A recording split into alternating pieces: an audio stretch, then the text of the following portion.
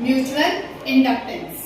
और mutual inductance को हिंदी में कहते हैं अन्योयी प्रेरकत्व। अब अन्योयी प्रेरकत्व को पढ़ने के लिए जैसे ही हम जान चुके थे कि प्रेरकत्व में हमने देखा था कि फाई क्या था, चुंबकीय फ्लक्स किसके समानुपाती था, किसके डायरेक्टली प्रोपोर्शनल था, धारा के।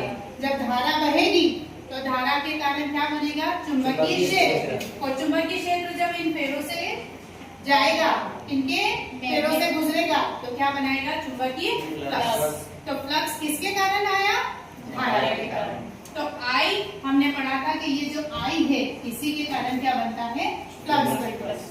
पर आज जब हम अन्योयी प्रेरण यानी कि म्यूचुअल इंडक्टेंस की बात करते हैं तो हम एक परिनालिका के लिए बात नहीं करेंगे, एक सोलेनॉइड के लिए नहीं, बल्कि किसके कारण बात करेंगे, दो।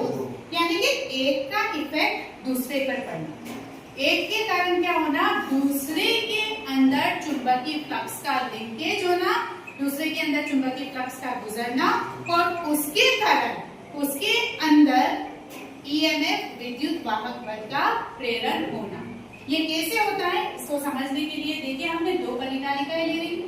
एक परिनालिका जिसको हमने S1 नाम दिया है, जिसकी त्रिज्या रेडियस R1 है और इसके अंदर फेरों की संख्या per unit length, number of turns per unit length N1 है। और इसको हमने जब कैपिटल N लिया तो ये कुल फेरों की संख्या है। तो कुल फेरों की संख्या किसके बराबर होता है, N1 into L। L क्या है, इस परिनालिका की लंबाई। S1 और S2 दोनों ही परिनालिकाओं की लंबाई कितनी है, L है।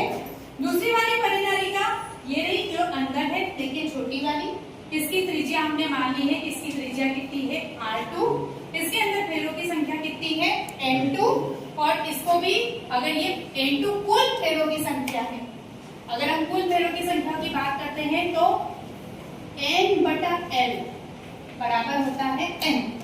N मतलब number of turns per unit length, total number of turns per unit length. तो N इज इक्वल टू हो जाता है N इंटू L। इसमें हमने कितने संख्या ली है, फेरों की संख्या N2, तो N2 इंटू L हो गया। त्रिज्या हो गई R2 और इसके अंदर धारा बनेगी I2, इसके अंदर धारा बनेगी I1। पहले हम पहली वाली परिनालिका के कारण बात कर रहे हैं, यानी कि S1 के कारण। जब S1 में कौन सी धारा बह रही है, I1। तो I1 के कारण जो चुंबकीय फ्लक्स, ये आपका करंट है, S1 के अंदर करंट I1 बह रहा है, जिसके कारण उसके अंदर कौन सा फ्लक्स, Φ1 फ्लक्स गुजर रहा है, Φ1 फ्लक्स लिंक हो रहा है। Φ1 फ्लक्स इसके अंदर से लिंक होगा। जब Φ1 फ्लक्स लिंक होगा तो हमारा इंडक्टेंस का रूल कहता है कि Φ1 इज डायरेक्टली प्रोपोर्शनल टू Φ1। ये हमको इंडक्टेंस के रूल से पता है। बट जब ये फ्लक्स इसके अंदर से लिंक होगा, जब इसके अंदर से गुजरेगा तो बड़ी वाली सोलेनॉइड से तो गुजरेगा, पर देखिए ध्यान से उसके अंदर छोटे वाले सोलेनॉइड के भी टर्न। और क्योंकि हम म्यूचुअल पढ़ रहे हैं तो म्यूचुअल में एक के कारण इफेक्ट किस पर आता है, दूसरे पर। तो पहली वाली के कारण करंट पहली वाली का है, पर लिंकेज देखो दूसरे वाले में भी हो रहा है, तो इसके अंदर से भी फ्लक्स का क्या होगा, सेकेंड वाले से भी जाएगा।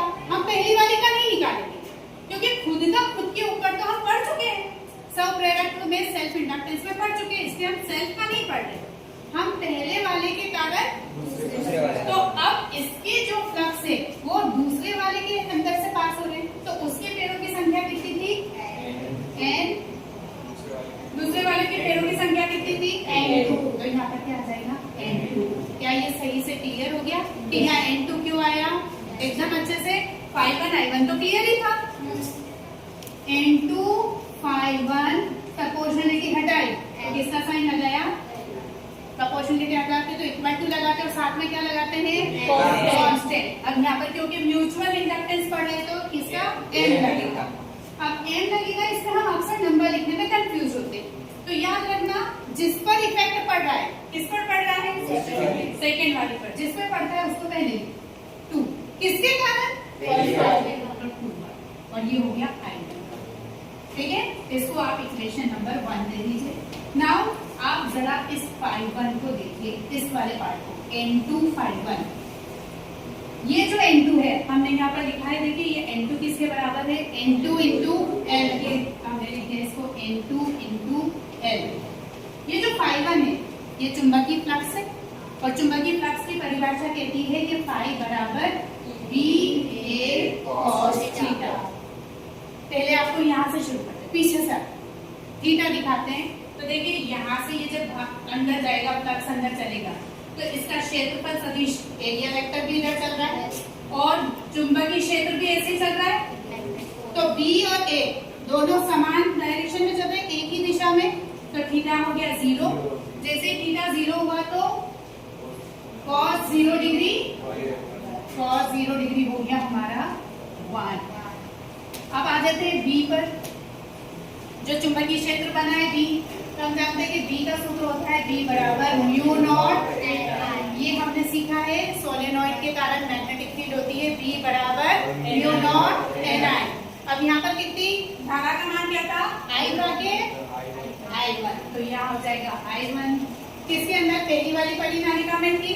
तो पहली वाली परिनालिका में नंबरों की संख्या, फेरों की संख्या N1। ये हो गया। तो हमारा देखो B का मान आ गया बराबर। अब हमारा B तो हमको मिल गया। अब जरा देखते हैं हम इसके ऊपर क्षेत्रफल। जरा ध्यान से देखिएगा कि ये चुंबकीय फ्लक्स तो पूरे इस क्षेत्रफल पे जा रहा है, पर हमको किससे मतलब है? सेकेंड वाले का। तो सेकेंड वाले का क्षेत्रफल तो ये अंदर वाला दिख रहा है ना, अंदर वाला। तो अंदर वाले की त्रिज्या कितनी थी? अंदर वाले की त्रिज्या कितनी थी? तो वो फ्लक्स किससे पास होगा? सेकेंड वाले से। तो सेकेंड वाले का एरिया हो जाएगा पाई R2 का स्क्वायर। बस इसमें समझने वाली मेन बात यही होती है कि जब पहले का असर दूसरे पर पड़ रहा है तो दूसरे वाले सोलेनॉइड के अंदर से जब जाएगा तो पेड़ों की संख्या भी दूसरे वाले की आएंगी और क्षेत्रफल भी दूसरे वाले का। तो पेड़ों की संख्या तो हमने बराबर दूसरे वालों की लिखी और क्षेत्रफल भी देखिए ध्यान से। तो A बराबर हो जाएगा पाई R2 का स्क्वायर। अब हम ये मान ले जाकर समीकरण 1 में रख देते हैं। तो समीकरण 1 हो गई N2 phi1 हो गया हमारा। N2 का मान हो गया है N2 into L। फिर हो गया है B, तो B का मान हो गया है mu naught N1 I1।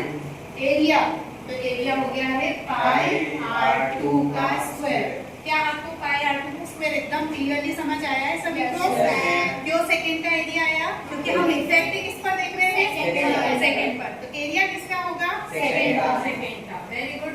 Now N2 phi1 का मान समीकरण 1 में रखने पर पुटिंग इन इक्वेशन 1। इक्वेशन 1 में रख दिया। ये है N2 into L into mu naught N1 I1 पाई R2 का square is equal to N21 I1 से I1 कैंसिल। तो देखिए हमारे पास N21 आ गया है म्यू नॉट N1 N2 पाई R2 का स्क्वायर into L। ये हमारा म्यूचुअल इंडक्टेंस। और म्यूचुअल इंडक्टेंस को ना ही करंट से कोई लेना देना, ना चुंबकीय क्षेत्र मैग्नेटिक फील्ड से कोई लेना देना। उसको तो किससे मतलब है कि अंदर मीडियम क्या है? नंबर ऑफ टर्न्स, माध्यम, और नंबर ऑफ टर्न्स, और क्षेत्रफल और लंबाई। इन चीजों पर निर्भर करता है। अगर पूछा जाए म्यूचुअल इंडक्टेंस किस पर निर्भर करता है? माध्यम पर, पेड़ों की संख्या पर, क्षेत्रफल पर और उसकी लंबाई पर। ठीक। अगर यहाँ पर हमने पहले के कारण दूसरे पर निकाला, कोई बोले मैडम दूसरे के कारण पहले पर, तो देखिए दूसरे के कारण पहले पर भी समझने के लिए हम चाहे तो इसको सिमिलरली लिख सकते हैं, पर एक बात समझ जरूर लीजिए कि जब दूसरे के अंदर धारा बनेगी, इसके अंदर धारा बनेगी, तो जब चुंबकीय क्षेत्र बनेगा तो इसके अंदर क्या होगा? अंदर खुद के अंदर, खुद का तो आप जानते हैं क्या कहते हैं उसको? सेल्फ इंडक्टेंस, सब प्रेरकत्व। तो हमको उससे लेना देना नहीं है, हमको उसके कारण कहाँ देना है? बाहर पर। क्योंकि हमारी दोनों ही सोलेनॉइड कोएक्सियल में, कोएक्सियल मतलब दोनों की एक्सिस सेम है।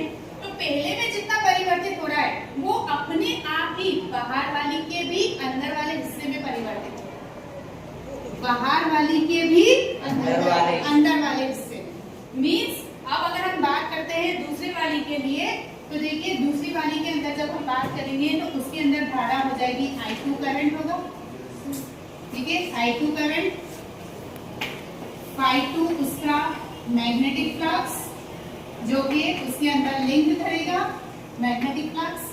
तो हमने पढ़ा कि Phi2 is directly proportional to I2, पर फेरों की संख्या क्या दूसरे वाले की होगी, फिर किसकी होगी, तो यहाँ पर आ जाएगा N1 Phi2 is equal to MI2। मैं यहाँ पर वो लगाऊंगी नहीं 1 2 या 2 1, वो आप बताएंगे मुझे क्या लगाऊं, 1, क्योंकि हम क्या देख रहे हैं पहली वाली, तो M1 2, ठीक है। N1 Phi2 को ले लेते हैं फिर से, तो N1 Phi2 को लेने पर N1 को लिख सकते हैं N1 into L, Phi2 को लिख सकते हैं B A cos थीटा। फिर से थीटा तो आपको मैं समझा चुकी हूँ कि थीटा बराबर तो 0 होगा। B देखिए, B हो जाएगा mu nought N2 I2, mu nought N2 I2। एकदम क्लियरली समझ में आया, कोई भी कंफ्यूजन नहीं है। अब मुझे एरिया बताइए, एरिया ही वो होगा नहीं होगा पाई आर, क्योंकि अंदर वाली के अंदर ही फ्लक्स है। देखो इसके अंदर मैं इसको याद कर देती हूँ, ये इसी के अंदर फ्लक्स, तो ये बताओ जब फ्लक्स अंदर वाली के अंदर है तो वो बाहर वाले एरिया में जाएगा कैसे, वो तो बन ही कहाँ रहा है अंदर वाले हिस्से के लिए, तो बाहर वाले हिस्से के लिए तो जा ही अंदर नहीं जाएगा।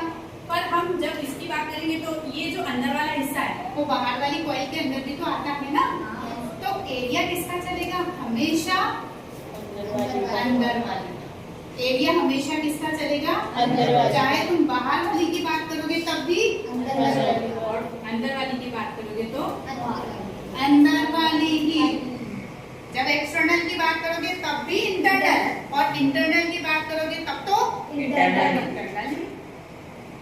तो यहाँ पर एरिया पाई R2 का स्क्वायर, क्लियर एकदम अच्छे से। क्या हमने ये N1 अच्छे से क्लियर किया, क्या Phi2 क्लियर किया, ठीक है। हम इसकी वैल्यू रख देते हैं, देखिए जैसे ही हम इसमें वैल्यू पुट करते हैं, ये हो गया N1 Phi2 is equal to N1L mu nought N2 I2 pi R2 का स्क्वायर cos 0 डिग्री 1। क्या ये वाला मान ले जाकर मैं समीकरण 1 में रख दूं, इसको समीकरण 2 कहते हैं, पहला वाला हो गया था। समीकरण 2 में मान रखने पर क्या हुआ, N1 L mu nought N2 I2 pi R2 का square is equal to N1 नहीं is equal to M12 I2 से I2 M12 बराबर म्यू नॉट N1 N2 पाई R2 का स्क्वायर L। जरा ध्यान से देखिए, जो हमारा M2 का वैल्यू था वो कुछ ऐसा था, म्यू नॉट N1 N2 पाई R2 का स्क्वायर L, और हमारा M1 का वैल्यू भी आपके सामने है। क्या दोनों ही सेम है? यानी कि हम कह सकते हैं कि M12 is equal to M21। M12 किसके बराबर है, M21। जितना इफेक्ट पहले वाले के कारण दूसरी वाली सोलेनोइड में होगा, सेम वही इफेक्ट दूसरी वाली सोलेनोइड के कारण पहली वाली सोलेनोइड में बनेगा, होगा।